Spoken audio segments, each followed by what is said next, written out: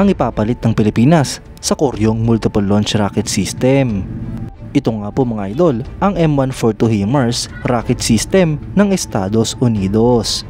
Yan ang pag-uusapan natin, pero bago yan, kung bago ka lang sa aking channel, huwag mong kalimutang mag-like, subscribe at i-hit mo na rin ang notification bell button para lagi kang updated sa mga bagong videos natin.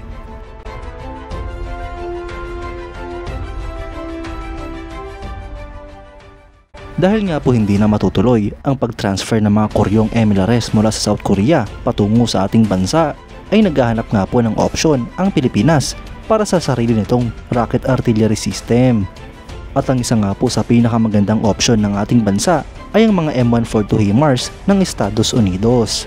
Maraming pagkakataon na nga po mga idol na nagpabalik-balik sa ating bansa ang ganitong artillery rocket system upang magsagawa ng mga joint military exercise kasama ang AFP.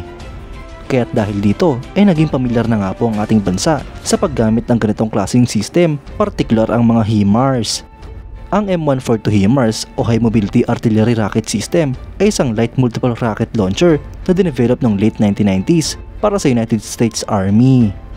Ito nga po ay mounted sa standard US Army Family of Medium Tactical Vehicles o M1140 truck frame.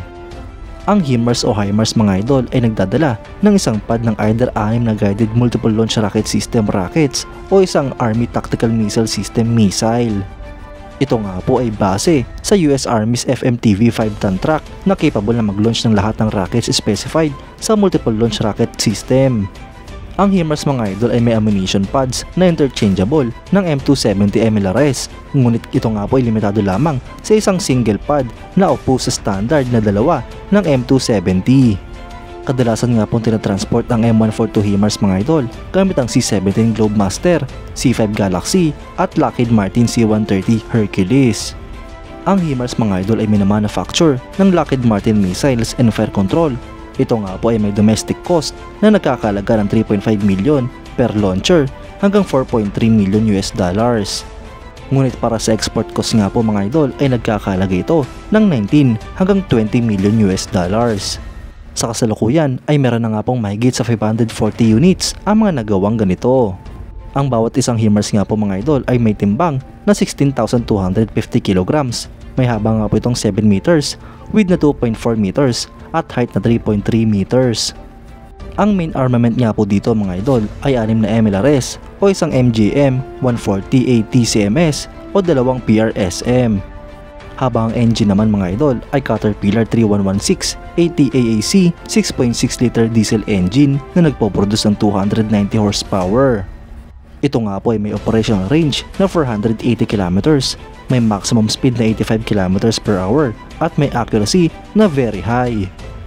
Ang mga current military operators nito mga idol ay ang Estados Unidos, Romania, Singapore, Ukraine, United Arab Emirates, Jordan at Poland. Habang future operators naman nga po nito ang Australia, Estonia, Italy, Latvia, Lithuania, Morocco at Taiwan. Failed bids naman nga po ang naganap sa Hungary at Netherlands.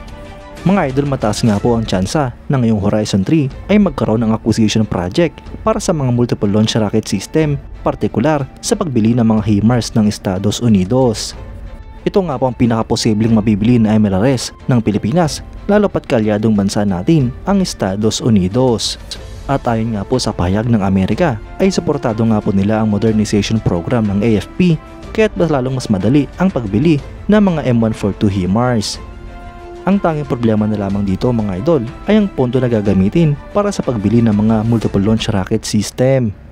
Alam naman nga po natin na limitado lamang ang budget ng ating bansa, kaya't pahirapan nga po sa paghanap ng pondo para dito.